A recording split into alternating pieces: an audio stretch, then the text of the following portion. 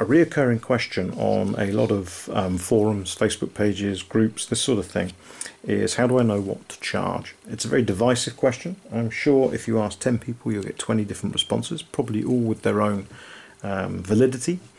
If you go to somebody at the London Business School of Economics, they'll give you one thing. And if you speak to a local blacksmith who's been running relatively successfully for 30 years, he'll tell you another. And you'll get everything in between. So this was something that I was worried about. I spoke to a friend of mine who was a builder, and he explained to me the basics of what he did. And I used that, and I've only really adapted it a little bit. But what I'm going to do is explain that early version. Now what he explained to me is you need to be able to make sure you're charging accurately for your labour, your materials, these are a couple of the changes I made, your fuel, and your sundries. I'm not going to get into postage and all of that because that's all just local rates. Now, the labour, if you don't know what you're worth, you're just starting out, maybe you're a skilled armourer, I don't know, but you need to sort of get a gauge for where you think you should be. And I'm sure this is going to garner some thinking from some folk, but a good place to start is go to somewhere like a McDonald's locally and look it up on the internet. They're not secret about these things, and find out what somebody that is serving at the countertop gets paid per hour, and see whether you think you have more or less skill than that, and then charge accordingly. But for the ease of the maths in this case, I'm going to assume you're on £15 per hour, 15 units of money, whatever your local currency is. You can figure that bit out, but about £15 per hour. And this particular job has taken 10 hours to do. You can see why I've chosen these numbers, because they're easy to do for the maths. So your labour charges are £150. The material charges in this case have been £30, and that's for principal materials used in a job. So if you've built, say, an arm harness, a simple arm harness, the materials is for the metalwork and any nice buckles you may have bought. That's kind of it, really. You wouldn't charge, you put that down here in the sundries, for things like leathers, leather strapping and so on. Pardon me, leather straps and so on, just go down here. If, however, it's leather armour you've made, then obviously your principal material costs are for the leather. Fuel costs in this case just been about £10, and the sundries, what should we go for? Let's go for £15 in this instance. So there are your basic costs for this job. So without any alteration, that comes to £205. Okay, if you charge that, you'll get £150 for yourself. Congratulations. Materials, fuel and sundries have all been covered. Your business is standing still. Less whatever the tax man takes. That normally sort of comes out of the main, well, it has to come out of the total, and you do your local tax, how you do it, but that tax money has to come from somewhere. And unless you're on a premises that you've got for free, where has that money come from? In this, it's not really being taken care of, and that's where things like profit come in. So your business can expand, you can buy new tools, maintain tools and equipment. That would come in under the sundries, wear on tool faces, that sort of business. But you need to make some profit for your business to even just tread water. And when I started, it was explained to me a good place to get that profit from is there.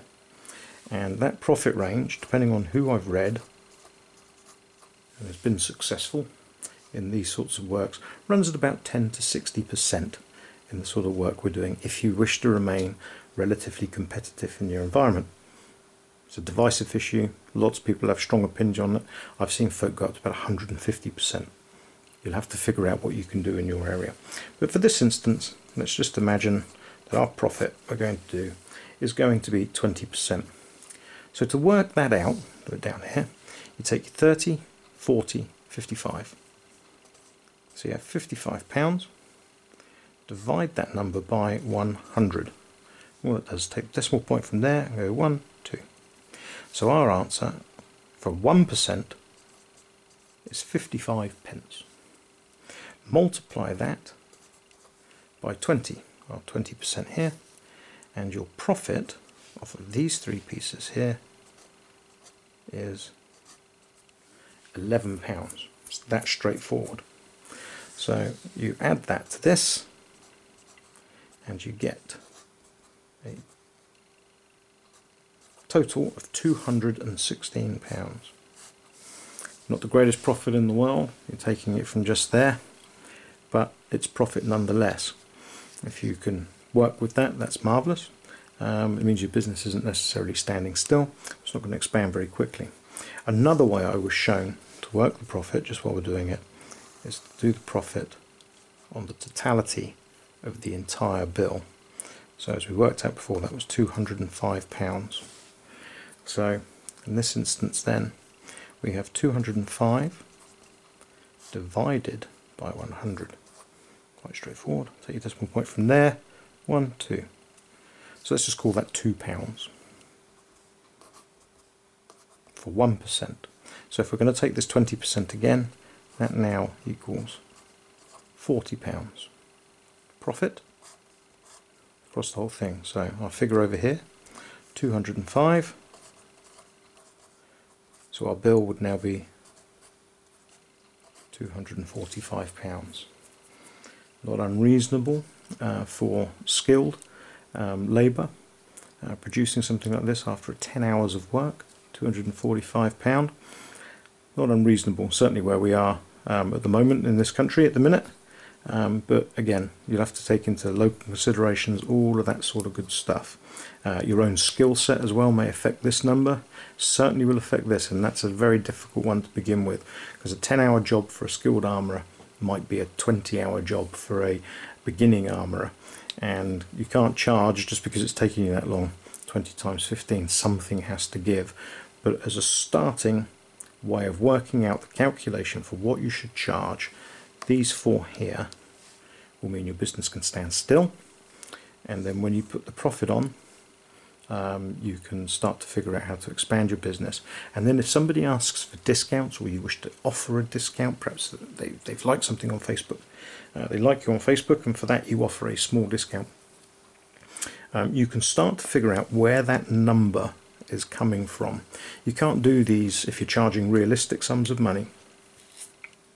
These buy one get one free offers that you see in supermarkets, and we've slashed our prices by 70%. You'll be earning nothing if you do something like that. But what this enables you to do is start to figure out where you're going to take that 10% discount that you're going to offer. Where's it going to come from? 10% of this, for example, is £20. So where's that £20 going to come from? It's more than your profit, so you're in the minus figure now in this version. If you do £20 off of this, your business is going to only make £20. Where's that £20 discount going to come from? Again, it just enables you to start to figure out where these calculations are going to lead you, and so on. So there you go, a very straightforward and simple way to start to understand, how do I begin to charge for a job? There are lots of other considerations, but as a starter for 10, this will help you and hopefully get you going onto a successful armouring career.